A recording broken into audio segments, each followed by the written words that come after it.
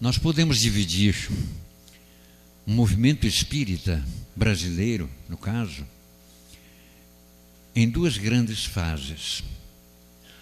Chamemos a primeira fase de APA e a segunda fase de DPA. Ou seja, antes do Pacto Áureo e depois do Pacto Áureo. Realmente, o movimento espírita, particularmente no Brasil, teve essas duas fases perfeitamente delimitadas. O que ocorria antes, embora saibamos alguns estados deste nosso país, deste nosso território, já tivessem federações espíritas, essas federações, de modo geral, eram centros espíritas na sua plenitude. Gerenciavam, sim, o movimento espírita, mas se organizavam como centros espíritas. A partir do Pacto Áureo, a partir de 5 de outubro de 1949, o movimento espírita brasileiro tomou outro rumo. E quem estava secretariando a reunião que norteou esse movimento foi exatamente Oswaldo Ferreira de Mello, nosso companheiro aqui de Florianópolis, ex-presidente do Centro Espírita Amor e Humildade do Apóstolo e também primeiro presidente e fundador da Federação Espírita Catarinense. A Federação Espírita Catarinense surgiu, portanto, um pouquinho antes do Pacto Áureo, um pouquinho antes, 4 anos antes, e ainda tinha aquelas mesmas características de outras tantas federativas que se apresentavam no Estado.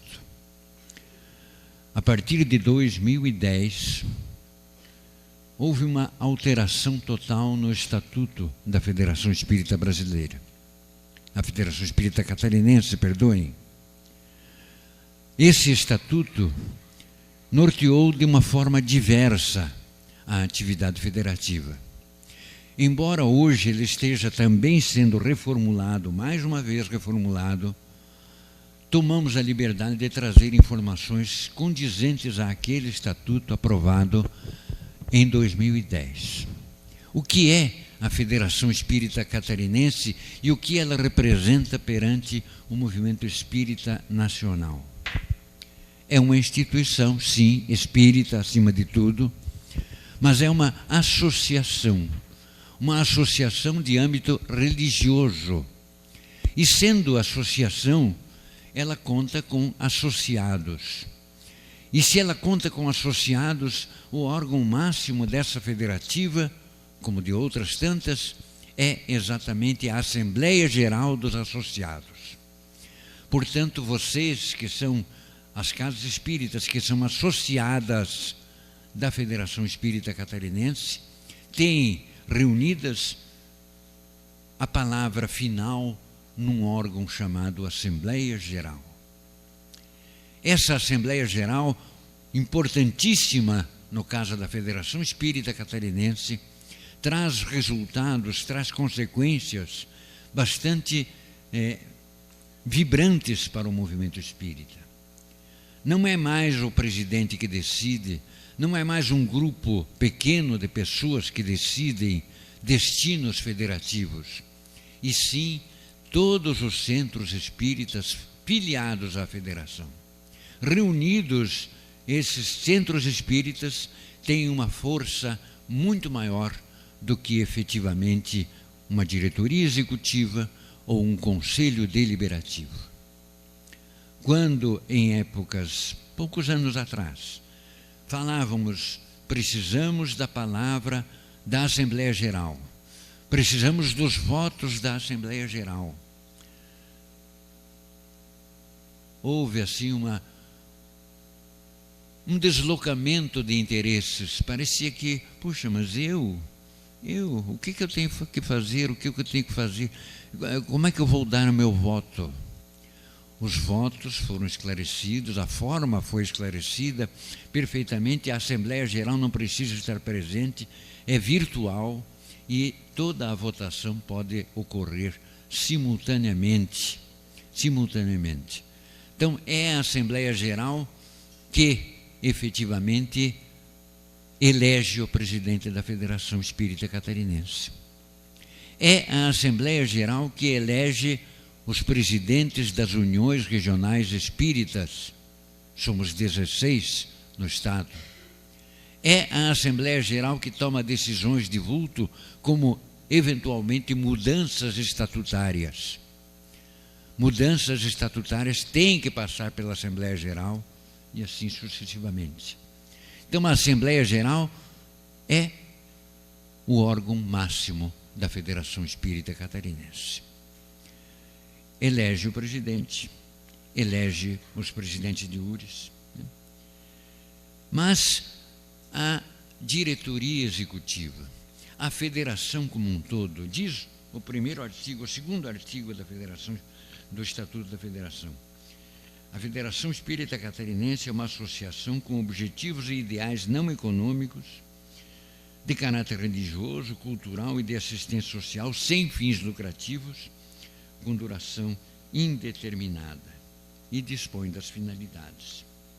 E já no artigo 3º, primeiro parágrafo, nós temos o seguinte: a filiação das entidades espíritas à federação não interfere na autonomia das mesmas, não interfere na autonomia das entidades espíritas integradas à federação, observados os termos estatutários.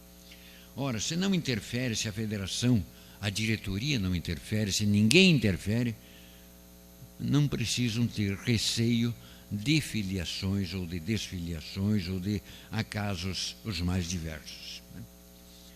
As eleições são importantíssimas, mas não são apenas essas. As uniões regionais, que o Estatuto estabelece como sendo 16 uniões regionais no Estado, facilitaram, durante o correr de todo o trabalho federativo, de 1945 até aqui, facilitaram o atendimento às casas espíritas em todos os lugares do Brasil. De Araranguá ou de Sombrio até Dionísio Cerqueira, de Itapuá, no norte do estado, aqui no norte, nordeste do estado, até Itapiranga, lá no sudoeste, extremo sudoeste, de Lages até Mafra, de Florianópolis a São Miguel do Oeste, todos os casos, todos os centros espíritas são atendidos pelas uniões regionais. São 16 órgãos normativos e cujos presidentes, eleitos também pelos centros espíritas, vêm a constituir posteriormente o Conselho Federativo Estadual. O Conselho Federativo Estadual, composto pelos presidentes ou representantes das uniões regionais espíritas, é o órgão deliberativo, efetivo, mas não faz nada sem que a Assembleia Geral possa estar orientando esse aspecto. A diretoria é composta por 6 vice-presidentes, diretoria da federação, 6 vice-presidências, 2 vice-presidências meio e 4 vice-presidências finalísticas. 2 vice-presidências meio, administração e finanças. Temos a nossa irmã Mara, hoje vice-presidente de administração da Federação Catarinense, e o nosso irmão Vilmar Mansky, vice-presidente de finanças da Federação Espírita Catarinense. São as duas vice-presidências meio, cujos recursos vão orientar as finalísticas. Por isso as demais são chamadas finalísticas. Quais são elas? São as várias áreas. A área de educação e difusão, a área de mediunidade, a área de assistência social e a área de cultura e ciência, que constituem também 4 vice-presidências. 4 vice-presidências nas áreas finalísticas. Cada uma dessas vice-presidências tem uma estrutura abaixo, que hoje é composta pelos mais diversos departamentos, setores, funções, além de núcleos. Então, se somarmos todas as pessoas, todos os irmãos espíritas que hoje colaboram nessa estrutura da Federação Espírita Catarinense, sem contar ainda os órgãos descentralizados, que são as URES, nós temos uma equipe bastante grande de trabalhadores. Essa equipe, hoje, só para vocês terem ideia, é composta pelos seguintes companheiros que residem ou que trabalham nos centros espíritas a seguir, que vamos a seguir enumerar. Sociedade Espírita de Joinville, há trabalhadores da federação lá. Centro Espírita Allan Kardec de Itajaí. Centro Espírita Amor e Humildade do Apóstolo de Florianópolis. Instituto de Cultura Espírita de Florianópolis. Núcleo Espírita de Artes, Florianópolis. Centro Espírita Bezerra de Menezes, de Balneário Camboriú. Centro Espírita Allan Kardec de Mafra. Associação Espírita Fé e Caridade de Florianópolis. Centro Espírita Fé, Amor e Caridade de Blumenau. Centro Espírita Caridade, a Casa de Jesus de Balneário Camboriú. Centro Espírita O Consolador Prometido de Içara. Sociedade Espírita Jesus Nazareno de...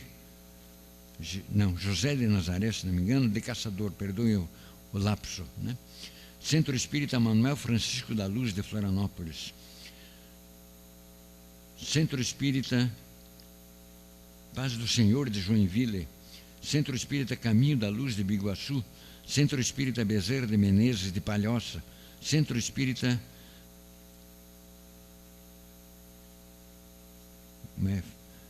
Fabiano de Cristo, Florianópolis. E Centro Espírita Nova Era de Blumenau. Desculpem se falhou algum, né?